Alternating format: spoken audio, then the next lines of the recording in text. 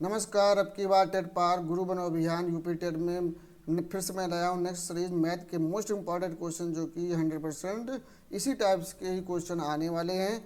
तो आज हम मैथ के क्वेश्चन करने से पहले हम कुछ बात करेंगे कि कल हमने शुरुआत की थी और आज हम बात करेंगे सबसे ज़रूरी चीज़ की, किसकी, कंसिस्टेंसी की। हम जानते हैं यूपी टेट अब ऑप्शनल नहीं है, ये नए और पहले से करा दोनों शिक्षकों के लिए आवश्यक है।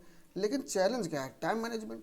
स्कूल, परिवार, आना जाना, इन सब के बीच पढ़ाई के लिए समय निकालना आसान नहीं होता। इसलिए आज का फोकस सिंपल है, रोज 1-2 घंटे की क्वालिटी स्टडी, लिमिटेड लेकिन क्लियर कॉन्सेप्ट और रेगुलर प्रैक्टिस। मोटिवेशन ज़्यादा जरूरी नहीं, लेकिन क्या है कि डिसिप्लिन जो है, अनुशासन सबसे ज़्यादा जरूरी होता है। क्योंकि मोटिवेशन हर दिन नहीं आएगा, लेकिन अगर आप रूटीन बना लेते हैं तो रिजल्ट जरूर आएगा। ठीक है, तो इस सीरीज में हमारा लक्ष्य है सिलेबस को आसान तरीके से कवर करना, एग्ज़ाम ओरिएंटेड तैयारी कराना और समय की कमी को ध्यान में रखते हुए पढ़ाना।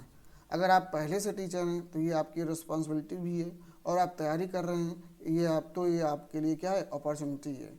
तो आज की क्लास को सीरियस तरीके से लीजिए, नोट्स बनाइए और उसको एक बार रिवाइज भी कर लीजिएगा। और सबसे ज़रूरी क्या है, कंटिन्यूटी बना रखिए। तो वीडियो को लाइक करिए, अपने साथियों के साथ शेयर करें और चैनल को सब्सक्राइब करें। तो चलिए हम चलते हैं क्वेश्चन की ओर। तो क्वेश्चन में क्या है कि क्वेश्चन क्या कह रहा है कि पहला क्वेश्चन कह रहा है कि यदि 4/8/2017 को शुक्रवार है, तब 61 दिनों के बाद कौन सा दिन होगा। ठीक है, 4/8/2017 कह रहा है हमसे। तो पहली बात तो 8 यानी कि 4/8/2017 को क्या है, शुक्रवार है। शुक्रवार है, तो हमसे कह रहा है कि 61 दिनों के बाद में कौन सा दिन होगा। तो सीधा सीधा ये समझो कि 61 दिनों के बाद का दिन को, यानी कि 61 दिन क्या है, विषम दिन है ना। विषम दिन है तो इसको जो है पहले तो एक वो निकालो, 7 से इसको डिवाइड करेंगे तो रिमाइंडर कितने बचेगा, 5। 7×8 = 56 और 56×5 61 होता है। तो ये 5 दिन हमारे ये बच रहे हैं। तो यानी कि हमारा जो 56वां दिन होगा वो क्या होगा, 56 डे होगा, जो वो क्या होगा, शुक्रवार। और इसके बाद में +5 डे और जोड़ दो, 5 दिन। तो शुक्रवार, शनिवार और रविवार, फिर सोमवार, मंगल, बुध और आ जाएगा क्या हमारा, बृहस्पति। क्योंकि 5 दिन के बाद का पूछा है, 5 दिन के बाद का मतलब छठा दिन हो गया। ठीक है, 5 दिन के बाद, यानी कि जो हमारा जो 5वें दिन के बाद जो आएगा वो क्या आएगा, बृहस्पतिवार आएगा। ठीक है, क्या आएगा, बृहस्पतिवार आएगा। ठीक है, तो इसमें कौन सा हमारा क्वेश्चन सही हो जाएगा। क्वेश्चन मेरा जो ऑप्शन में है, कहीं पर दिख रहा है, वो ऑप्शन है सी। ठीक है, ये आएगा। अब इसी के साथ में अगले की ओर बढ़ते हैं। अगला क्वेश्चन कह रहा है कि दिए गए चित्र में ए बी पैरेलल, यानी कि ए बी समांतर किसके, सी डी के। ये ए बी समांतर किसके, सी डी के। तो हमसे कह रहा है कि Y degree minus X degree का मान बताइए। ठीक है, वाई डिग्री और एक्स डिग्री का हमको क्या बताना है, मान बताना है। चलो एक बार हम आपको फिगर बना के पहले तो ये दिखा दें। अच्छा, एक चीज़ ये ध्यान देना कि ये फिगर है और ये फिगर है, ये 110 कह रहा है, ये एक्स डिग्री हमसे ये पूछा है, ये वाई डिग्री, बहुत ध्यान से इसको देखना, 120 डिग्री ये है। तो हमसे ये, अगर ये 110 है तो ये कितना हो जाएगा, ये सिंपल लाइन है तो ये कितना हो जाएगा, ये हो जाएगा हमारा 70। अगर ये 70 है तो एक ही एंगल पर बने कोण क्या बराबर होते हैं, यानी कि ये भी 70 हो जाएगा। ठीक है, और ये 120 है तो ये हो जाएगा 60। अगर ये 60 है तो ये भी क्या हो जाएगा, 60। अब हमसे क्वेश्चन पूछा क्या कि Y degree minus X degree बताओ। तो क्या हो जाएगा, y की वैल्यू कितनी है, 70, x की वैल्यू कितनी है, 60। तो 70 - 60 करेंगे कितना आ जाएगा, 10 डिग्री आ जाएगा। ठीक, समझ में आया, नहीं समझ में आया फिर से समझो। ये सिंपल लाइन है, सिंपल लाइन कितने की होती है, 180 की। इतना में 110 दे रखा है ये, तो बचा कितना, 70 बचा भाई। 180 में 110 माइनस करो तो 70 है तो बच रहा है, तो ये 70 बचा। उसी प्रकार से ये 120 हमें दे रखा था, तो ये कितना हो जाएगा, 60 हो जाएगा। तो अगर ये 60 है तो ये भी क्या हो जाएगा, 60 हो जाएगा, और ये वाला क्या हो जाएगा, 120 हो जाएगा। ये 110 है तो ये भी 110 हो जाएगा, ये 70 है तो ये 70 हो जाएगा। फिर इसको हमने सॉल्व कर लिया, तो 70 माइनस 60 इक्वल टू 10। कहीं 10 दिख रहा है, हाँ ये दिख रहा है, ठीक। अब इसके बाद में अगले क्वेश्चन की ओर बढ़ते हैं। अगला क्वेश्चन कह रहा है कि यदि किसी दुकानदार को एक वस्तु को कि 390 रुपये पर बेचने पर 20% का लाभ होता है, तो उस वस्तु का क्रय मूल्य बताओ। यानी कि किसी वस्तु को, दुकानदार को एक वस्तु को कितने रुपये में बेच रहे हैं हम, 390 पर बेच रहे हैं, तो उसको कितने का लाभ हो रहा है, 20 का। तो यानी कि 390, इसको डायरेक्ट से करते हैं, 390 इंटू 100 कितने का लाभ हो रहा है, 120 का 120 कर दो, ठीक है। तो 120 जब करोगे तो ये और ये कैंसिल हो जाएगा, और जब हम इसको जब डिवाइड करेंगे तो 2 छंग 12 और 2 पंचे 10 ये हो जाएगा। और फिर इसके बाद में और किसी से कटेगा, 3 दूनी 6, 3 एकम 3, 3 त्रिका 9, और ये हो जाएगा 25, और 3 25 ये हो जाएगा 65, और ये आ जाएगा आपका 325। ये x इक्वल टू आ जाएगा 325, ठीक। अब इसके बाद में अगले क्वेश्चन की ओर बढ़ूँ। कह रहा है कि यदि किसी कस्बे की जनसंख्या 60,000 से बढ़कर 65,000 हो जाती है तो जनसंख्या में वृद्धि प्रतिशत में बताइए, ठीक है। तो इसमें कुछ नहीं है, पहले कितनी थी, 60,000, 1 2 3 4, और अब कितनी हो गई, 65,000। तो 65,000 तो वृद्धि कितने की है, वृद्धि है कितने की वृद्धि, 5,000 की वृद्धि होगी, माइनस कर देंगे। तो वृद्धि 5,000 की है, बस इसी को हमें परसेंटेज बताना था। पहले तो प्रतिशत में बताने के लिए हम क्या करेंगे, पहले थी कितने की, 60,000 की। अब कितने, हाँ 60,000 की थी, तो हाँ तो इसको, तो इसके लिए हम क्या करेंगे, वृद्धि कितने की है, 5,000 की, है ना। और पहले थी कितनी, 60,000 की, 60,000 इंटू 100 कर देंगे, बस इसको सिंप्लीफाई कर दो, ये से ये कट जाएगा, ये से ये कट जाएगा, और इसको जब हम डिवाइड करेंगे तो 50/6, यानी कि ये आ जाएगा 25/3, तो ये आ जाएगा 8 होल 1/3% की वृद्धि हुई। कहीं दिख रहा है, ये दिख रहा है। अगले क्वेश्चन की ओर बढ़ते हैं। कह रहा है कि 40 व्यक्ति 30 दिनों में 200 ग्राम चावल खाते हैं। कितने, 40 व्यक्ति 30 दिनों में 200 किलोग्राम चावल खाते हैं, तो कितने दिनों में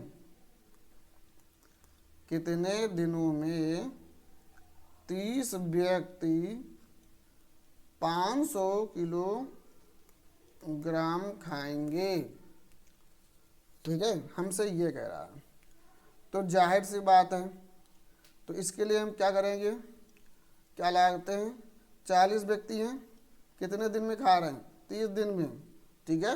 कितने किलो चावल, 200, ये क्वेश्चन बना दिया। अब इधर सेकंड में आ जाओ, सेकंड में क्या हो जाएगा, कितने दिन, कितने व्यक्ति हैं, 30 व्यक्ति, हमें दिन निकालने हैं, तो इसमें लिख देंगे दिन और बटा कितना, 500, बस इसको सॉल्व कर लो। तो इसको ये कट जाएगा, ये कट जाएगा, और 2 कम 2, 2 दूनी 4, ये आ जाएगा, और 5 6 30 ये आ जाएगा, 00 ये हो जाएगा। बस इसको हम 2 3 6 ये कर देंगे, तो दिन हमारे जो आएंगे, 3 से 3 कैंसिल हो जाएगा, तो जो दिन हमारा जो आएगा वो आ जाएगा 100, ठीक है। कहीं दिख रहा है 100, ये है।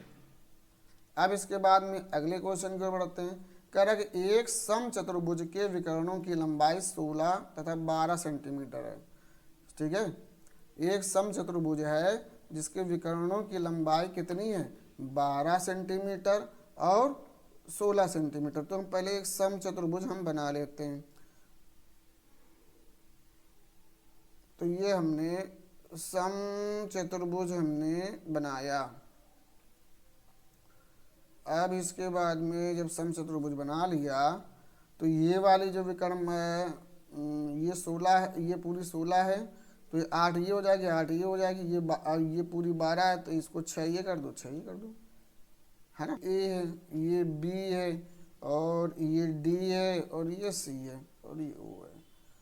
तो हम अगर देखें क्या, ट्रायंगल सी ओ बी, सी ओ और बी, ठीक है, सी ओ और बी, इससे ये वाली साइड निकाल लो, यानी कि बी सी वाली, हमें सी ओ पता है, ओ बी पता है, तो ट्रायंगल सी ओ बी से हम पाइथागोरस थ्योरम लगा दें।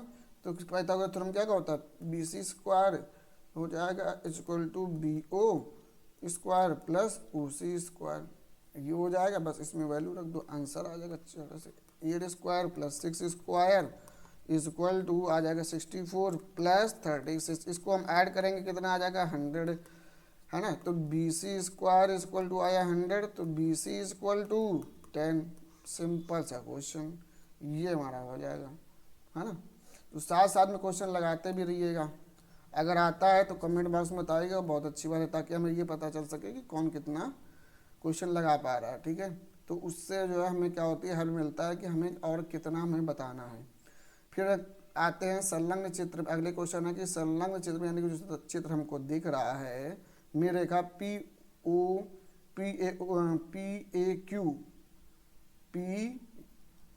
ए और क्यू वृत्त के बिंदु ए पर स्पर्श करती है तथा ए बी सी डी क्या है, चक्रीय चतुर्भुज है।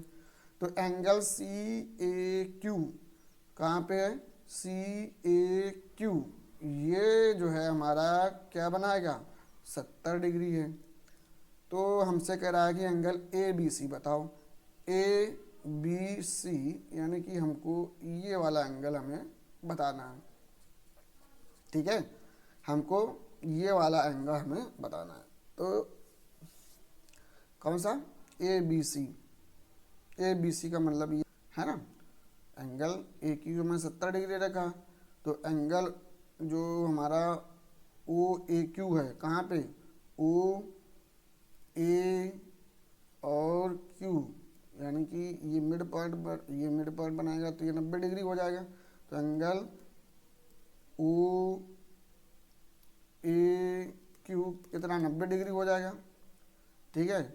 तो 90 डिग्री जब हो जाएगा तो इससे हमारा जो निकल के करके आएगा एंगल ओ ए सी कितना निकल के आ जाएगा, 90 माइनस 70 करेंगे कितना आ जाएगा, 20 आ जाएगा। तो ओ ए सी कितना आया हमारा, यानी कि ओ ए से क्या करेंगे, इसको सम कर दो, ए ओ सी कहाँ पे, ए ओ और ये सी, इसको सम कर दो। तो ए ओ सी को जब हम सम करेंगे तो angle A O C plus angle O C A plus angle O A C equal to 180 degree. तो angle A O C plus 20 बराबर 180 डिग्री, हमें वही निकालेंगे। तो एंगल ए ओ सी बराबर कितना हो जाएगा, 180 माइनस 40। तो एंगल ए ओ सी बराबर कितना हो जाएगा, 40 माइनस यानी 140 आया। एंगल ए ओ सी की वैल्यू कितनी आई, 140 आई, ठीक है।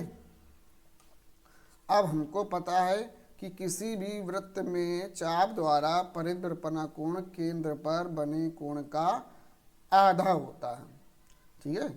तो हमारा जो एंगल क्या पता है हमें, इसको लिख लो जो हम लिखवा रहे हैं, मोस्ट इम्पॉर्टेंट है, किसी वृत्त में चाप द्वारा परिधि पर बना कोण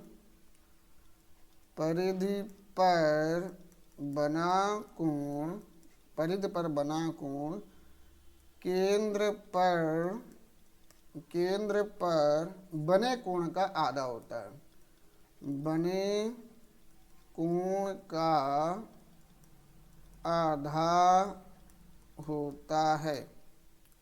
तो हमारा एंगल ए डी सी कितना आ जाएगा, 140 आधा होता है, नहीं कि ये हो जाएगा 70, ठीक है, ये 70 आ गया, है ना। तो हमारा जो angle A B C plus 70 is equal to क्या हो जाएगा 180। तो angle A B C is equal to हमारा आ जाएगा 180 माइनस 70, यानी कि ए बी सी बराबर आ जाएगा हमारा कितना 110 डिग्री। बहुत ही इम्पोर्टेंट क्वेश्चन है, इसको फिर से एक बार देख लेना, ठीक है।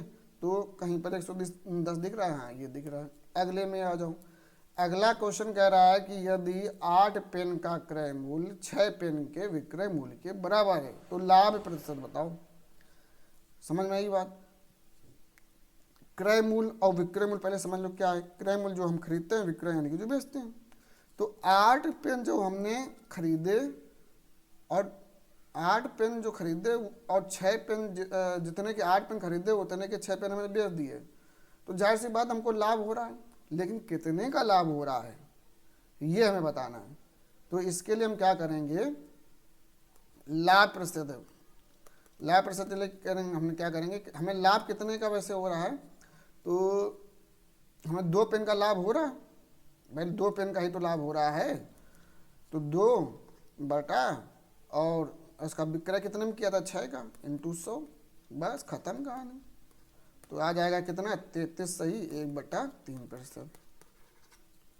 बस यानी कि सीधा सीधा लिखेंगे क्या, लाभ बटा विक्रय मूल्य, विक्रय मूल्य और इंटू 100, बस इसमें रख दिया, खत्म कहानी। ये लाभ प्रतिशत का फार्मूला है, ठीक। जब भी जो है कहे कि हमने इतने में खरीदा और उतने में बेचा और हमें लाभ हुआ, तो बस यही फार्मूला लगाना है, डायरेक्ट आंसर। कहीं दिख रहा है 33 से 1/3, ये दिख रहा है। अब अगले क्वेश्चन की ओर बढ़ते हैं। निम्न में से कौन सी प्रमेय संख्या 3/5 और 4/5 के मध्य नहीं आती। अच्छा, मध्य नहीं आती। अब ये क्वेश्चन जो है जाएगा किस में, हमारा ऑप्शन बेस पे। अब हमें सारे ऑप्शन चेक करने पड़ेंगे। इसको जब हम 19 बटा, तो ऑप्शन को हम डिवाइड करेंगे 19/30 को जब डिवाइड करेंगे तो आ जाएगी, तो जाएगा नहीं, तो आ जाएगा 0, 190 हुआ और 190 जब ये हुआ था 3 18 6 ये आ जाएगा और 3 ये 0.63 इसका आएगा, यानी कि 0.63 ये आया। इसको जब डिवाइड करेंगे तो ये आ जाएगा हमारा 0.66 आएगा, ये हो जाएगा 0.70 हो जाएगा इसको जब डिवाइड करोगे, और ये हो जाएगा 0.53, है ना। तो अब इसको भी डिवाइड कर लो 0.6 और 0.8, तुम के मध्य नहीं आती है। कौन नहीं आ रही है, 6 और 8 के मध्य में कौन नहीं आ रही, ये आ रहा है, ये आ रहा है, ये आ रहा है, ये नहीं आ रहा है। तो हमारा ऑप्शन कौन सा सही होगा, डी, ठीक है। ये 0.5 है, आना किसके बीच में चाहिए, 0.6 से 0.8, यानी कि 0.6 से 0.8 के बीच में आना चाहिए, ठीक, कोई समस्या नहीं। फिर अगला क्वेश्चन कह रहा है कि यदि 3 पेन 2 पेंसिल और 4 रबड़ का मूल्य कितना 92 रुपये है तथा 8 पेंसिल और 16 रबड़ का मूल्य कितना 68 रुपये है, तो 24 पेन का मूल्य कितना होगा। तो बहुत इसको ध्यान से देखना। क्या कह रहा है, 3 पेन प्लस 2 पेंसिल प्लस 4 रबड़ का जो मूल्य है वो कितना है 92। फिर कह रहा है कि 8 पेंसिल प्लस 16 रबड़ की कीमत कितनी है 68 रुपये। हमसे कह रहा है कि 24 पेन का मूल्य बताओ। कितने पेन का, 24 पेन का मूल्य बताओ। तो हम अगर ये देखें क्या कि 8 पेंसिल जो है प्लस 16 रबड़ वो कितने की है 68 की है। इन पूरे में कितने कॉमन है देख। अच्छा, इसमें अगर हम 4 से अगर डिवाइड कर दें तो ये 4 से डिवाइड हो जाएगा, यानी कि 2 पेंसिल प्लस 4 रबड़ और ये हो जाएगा 17। ये कितने हो जाएगी, 2 पेंसिल 4 रबड़ कितने के 17 रुपये की। अब इसके बाद में हम अगर यहाँ पर ये देखें कि हमें क्या दे रखा, 3 पेन प्लस 2 पेंसिल प्लस 2 रबड़ कितने का 92 रुपये का। तो 3 पेन और 2 पेंसिल और 4 रबड़ की कीमत अभी हमने कितने निकाली 17, तो 17 रुपये ये कर दो इक्वल टू 92। तो 3 पेन इज इक्वल टू कितना हो जाएगा 92, माइनस इधर जाएगा तो माइनस का हो जाएगा 17। तो 3 पेन इज इक्वल टू हो जाएगा हमारा कितना 75। तो एक पेन कितने का होगा 75 बटा 3 यानी कि आ जाएगा 25 रुपए का। तो एक पेन 25 का बैठ रहा है तो 24 पेन कितने के बैठेंगे बताओ जल्दी से। तो आ जाएगा ये आ जाएगा 24 इंटू 25 कर दूँ तो 25 चौको 100, 25 दूनी 50 और 50 10 कितना हो जाएगा 60, 600 रुपये। तो ये आ जाएगा 600 रुपये, कोई दिक्कत नहीं। तो इस तरीके से करना। अगले क्वेश्चन की ओर बढ़ो। अगला क्वेश्चन कह रहा है कि एक त्रिभुज की रचना नहीं कर सकते यदि हमें दिया गया है क्या बताओ। ऑप्शन में है कि 2 कोण और 1 भुजा, केवल 3 भुजाएं, केवल 3 कोण, 2 भुजा और उनके मध्य कोण। ठीक है, यानी कि हमें क्वेश्चन क्या बताया कि हम एक त्रिभुज की रचना नहीं कर सकते यदि हमें दिया गया है। यानी कि ऐसी कौन सी कंडीशन है जो हमें दी गई है जिससे हम क्या नहीं पता त्रिभुज की रचना नहीं कर सकते। 2 कोण और 1 भुजा अगर दे रखी है तो हम हाँ तब तो कर सकते हैं। केवल 3 भुजाएं दे रखी है, अगर भुजाएं 3 हमें दे रखी है तब भी हम उसको ज्वाइन करना कर सकते हैं। लेकिन केवल 3 कोण अगर दे रखा होगा, ठीक है, तो केवल 3 कोण अगर दे रखा होगा तब नहीं कर पाएंगे क्योंकि उसके लिए एक न्यूनतम भुजा भी हमें चाहिए और 2 भुजा और उनके मध्य कोण दे रखा होगा तब भी हम कर सकते हैं। ठीक है, इसके बाद में अगले क्वेश्चन को बढ़ाते हैं। अगला क्वेश्चन क्या कह रहा है। अगला क्वेश्चन कह रहा है कि यदि किसी आयताकार भूखंड की लंबाई और चौड़ाई में क्रमशः 15% तथा 20% की वृद्धि कर दी जाए तो इसके क्षेत्रफल कितना गुना बढ़ जाएगा। ध्यान से देखना, ये क्या है आयताकार भूखंड है, बना लो भूखंड, ये आयताकार भूखंड है और इसके बाद में ये मान लिया x मीटर है, ये y मीटर है। ठीक है, तो अगर हम इसके लंबाई में कितनी वृद्धि कर दें 50% की, तो लंबाई में 50 की लंबाई है कितनी x कितने % वृद्धि कर दी 100 में 50 के, यानी कि टोटल 100 होता है, 50 की और कर दी तो 150 हो गया। और इसको जब सिंप्लीफाई करेंगे तो आ जाएगा 5 3 15, 5 दूनी 10 यानी कि 3x/2 हो जाएगा मीटर। इसकी वृद्धि कर दी। फिर कह रहा है चौड़ाई में कितनी वृद्धि है, चौड़ाई में हमारी वृद्धि कितनी की 20 की, तो y इंटू 120 बटा 100 इसको करेंगे तो आ जाएगा 2 × 12 = 10 यानी कि 6y/5 मीटर ये आ जाएगा। अब इसका जो नया जो क्षेत्रफल हमारा क्या हो जाएगा, क्षेत्रफल फॉर्मूला कहता है L इंटू बी होता है यानी लंबाई इंटू चौड़ाई। तो लंबाई कितनी है 3x/2 इंटू 6y/5, 2 3 6 ये आ जाएगा, 3 3 9 xy आ जाएगा अपॉन 5 ये आ जाएगा, है ना। अब इसके बाद में हम क्या करेंगे कि तो इसका क्षेत्रफल कितना गुना बढ़ जाएगा। अच्छा गुना भी बताना है हमको, तो इसको माना कि यह m गुना बढ़ जाएगा तो m into XY into 9xy/5 ये कर दिया। तो ये कैंसिल हो जाएगा तो ये हो जाएगा m = 9/5। तो इसको जब मिक्स फ्रैक्शन में चेंज करो कितना आएगा 5 × 5 5 4 9। सिंपल सा क्वेश्चन है। तो ये कितने गुना बढ़ा है 1 सही 4/5 गुना ये बढ़ जाएगा। अब इसके बाद में अगले क्वेश्चन की ओर बढ़ते हैं। अगला क्वेश्चन क्या कह रहा है कि समान मनुष्य के शरीर का ताप 37 डिग्री सेल्सियस है तो इसको फ़ारेनहाइट में क्या ताप होगा। ठीक है, तो इसका फार्मूला होता है सिंपल सा क्या कि ये तुम्हारा जो फार्मूला हो जाएगा क्या कहाँ पे C -0/5 = F - 32/9 से कितने सेल्सियस है 37 -0/5 = फ़ारेनहाइट यानी कि F - 32/9। तो ये 37 रहेगा ही, 37 तो रहेगा ही रहेगा। तो ये हो जाएगा 37/5 = F - 32/9। तो इसको जो क्रॉस मल्टीप्लाई कर दो कि तो F = हो जाएगा हमारा यानी कि 5f इज इक्वल टू हमारा कितना आ जाएगा 4, इसको जब मल्टीप्लाई 963 29 27 49, यानी कि आ जाएगा 493। ये आएगा तो f इज इक्वल टू कितना हो जाएगा 493 बटा 5, इसको डिवाइड करेंगे तो आ जाएगा हमारा 5 5 5 9 45, और ये है 4 5 8 40 और 5 छक्का 30, नहीं 5 छक्का हाँ 5 छक्का 30 डिग्री फ़ारेनहाइट, तो आ जाएगा 98.6 डिग्री फ़ारेनहाइट। अगला क्वेश्चन की ओर बढ़ते हैं। अगला क्वेश्चन कह रहा है कि 1 square plus 2 square plus 1 square plus 2 square plus dot plus 9 square equal to आ जाएगा 285। तो हमसे कह रहा है क्या, तो 0.11 का होल स्क्वायर प्लस 0.22 का होल स्क्वायर प्लस डॉट 0.99 का होल स्क्वायर का मान बताओ। तो बेटा इसके लिए हम क्या करेंगे कि हमको इसको हमें क्या कर लें, हम फ्रैक्शन में कर लें।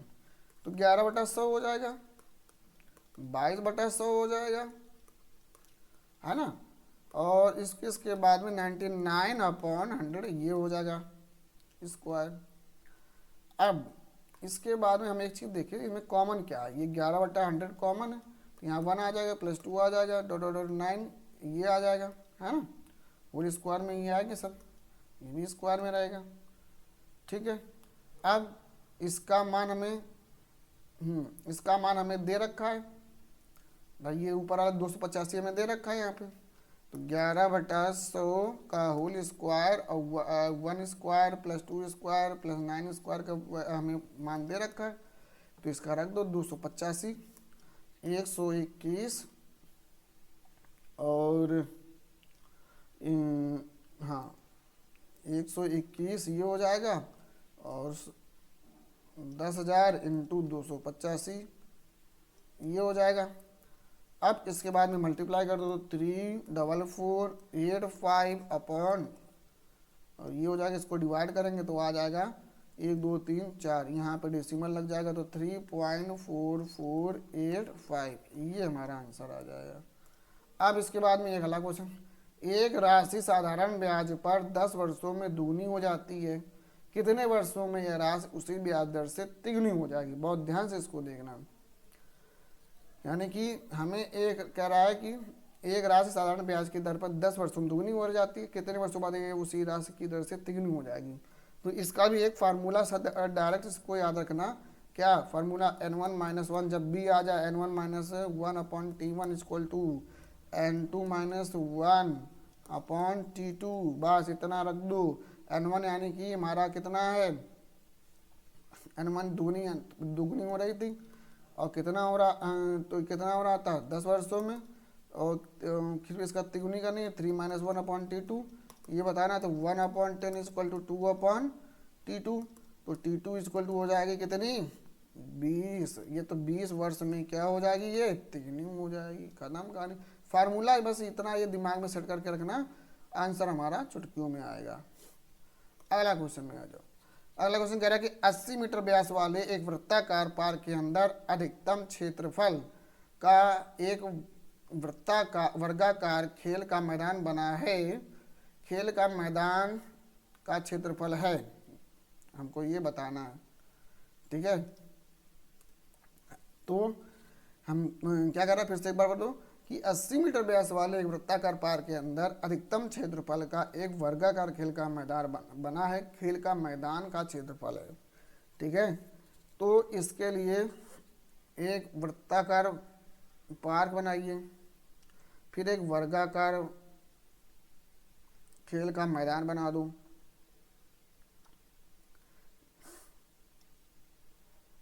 ये है, और इसका जो व्यास है, व्यास यानी कि ये है, इसका एक एंड से दूसरा एंड यही टच करेगा, तो ये 80 मीटर है। तो खेल का मैदान का क्षेत्रफल हमें बताना है,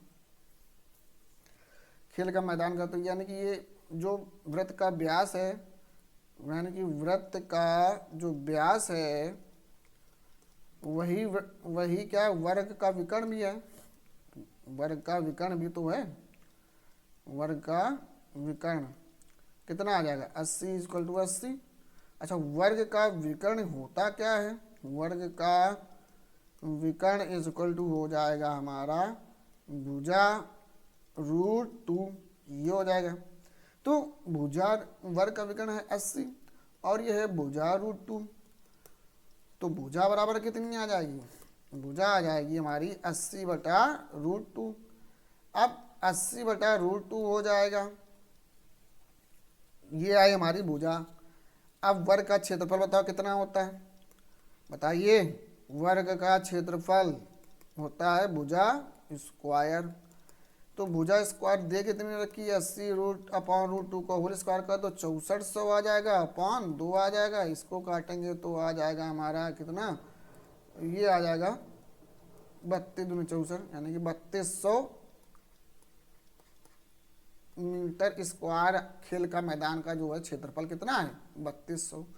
अगले क्वेश्चन की ओर बढ़ते हैं। अगला क्वेश्चन कह रहा है कि 240 अंकों की एक परीक्षा में किसी परीक्षार्थी ने 52 अंक अर्जित किया। पाई आलेख में इसका संगत कोण बताओ। समझ में आई बात? तो पाई आलेख में इसका संगत कोण हमें बताना है। तो परीक्षा का पूर्णांक था कितना, पूर्णांक कितना है 240, और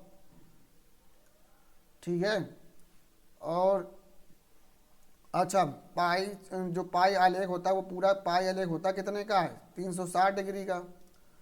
तो एक अंक का कितना डिग्री बनेगा 360/240, तो 52 अंक का कितना बनेगा 360/240 इंटू 52, काटो पीटो इसको, तो ये हो जाएगा 6 6 चौको 24 और 4 एकम 4 4 3 12 और 3 78, ये आ जाएगा 78 डिग्री आएगा। ठीक, अगले क्वेश्चन की ओर बढ़ो।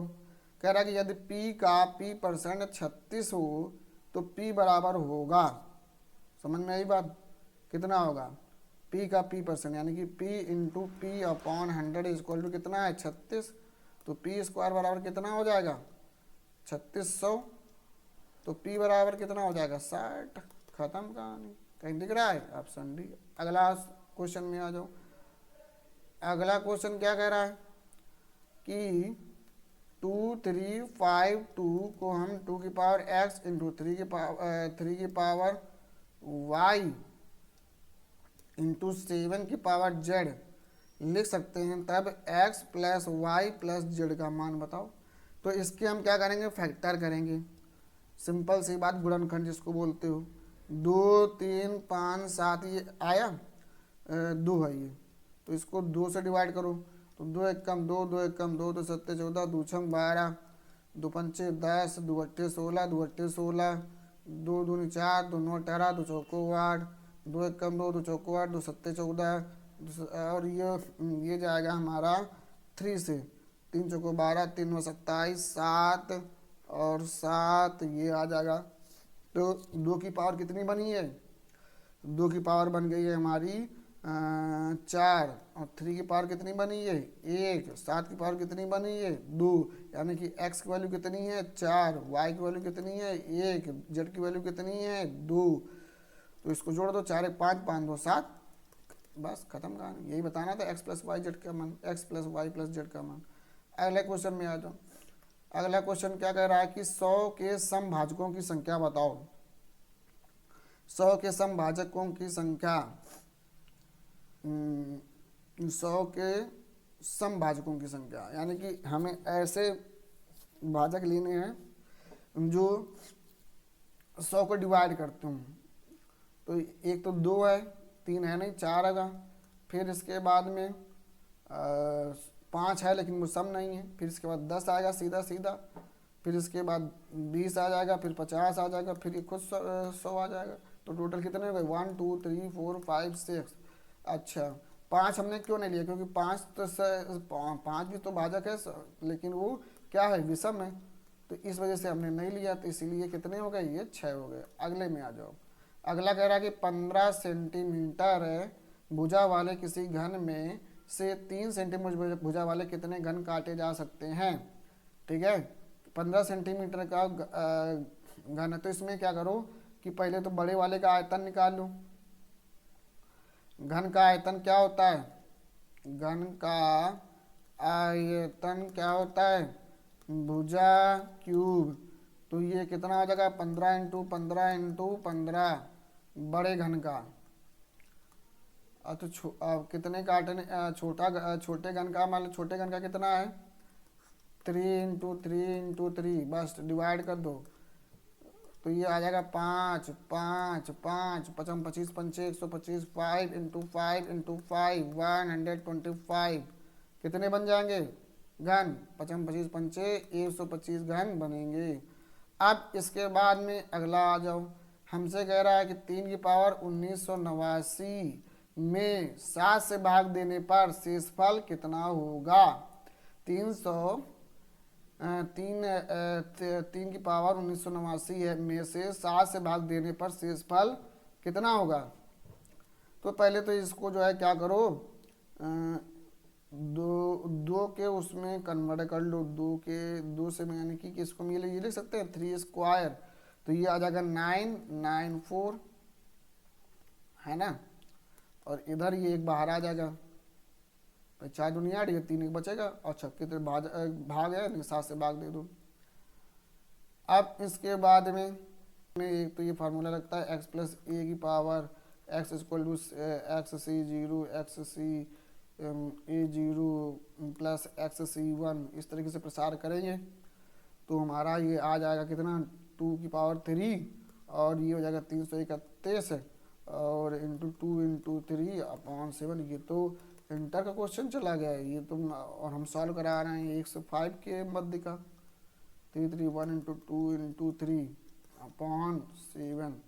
तो इसको जब हम इसको भी सिंप्लीफाई करेंगे तो 1 × 2 × 3/7 ये हो जाएगा। शेषफल कितना आ जाएगा? 3 दूनी 6। शेषफल कितना आया? शेषफल कितना आया? 6। बस तुम्हारा 6 आंसर आकर दिख रहा है, ये आ जाएगा। इस तरीके से फिर होगा और क्या। फिर अगला क्वेश्चन में अगला क्वेश्चन कह रहा है एक बहुभुज के अंतःकोणों का योग कितना है? एक बहुभुज के अंतःकोणों का योग है 2160 डिग्री। तो बहुभुज की भुजाओं की संख्या बताओ।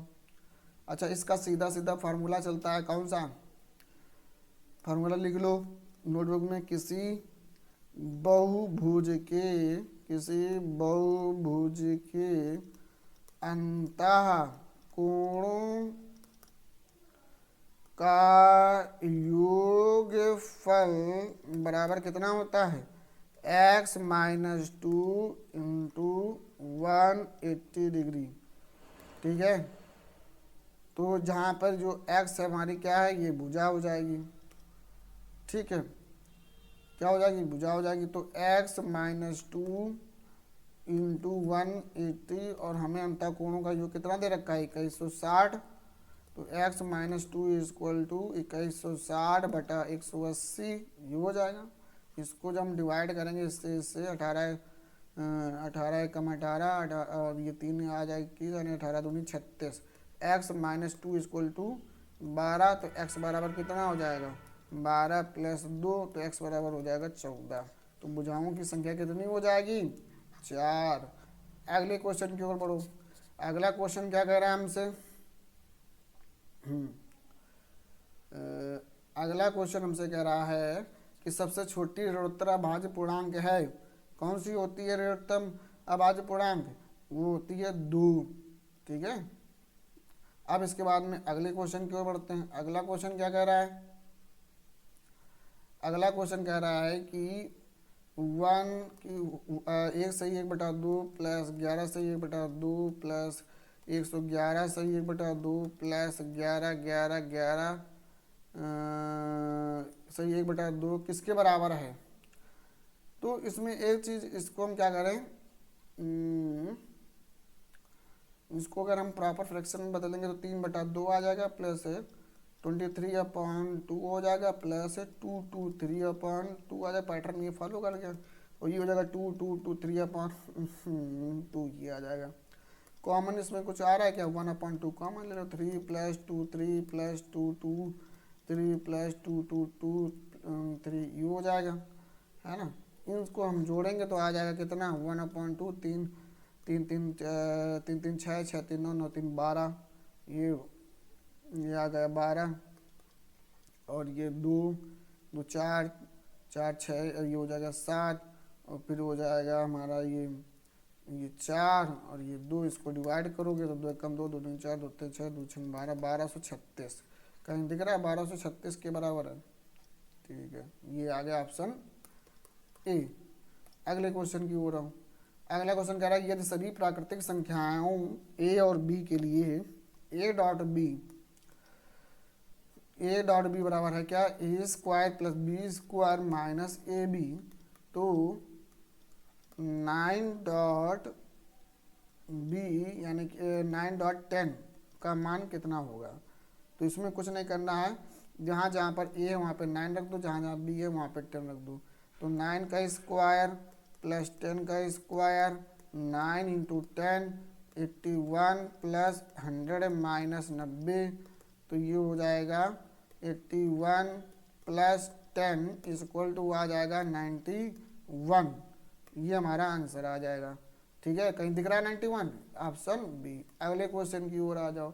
अगला क्वेश्चन कह रहा है कि यदि x और y शून्येतर वास्तविक संख्याएं हों तो x square plus y square और xy हमेशा क्या होंगी, हमेशा ऋणात्मक होंगी, या x और y के कुछ मानों के लिए शून्य है, हमेशा धनात्मक है। इसका का मान धनात्मक ऋणात्मक दोनों हो सकता है।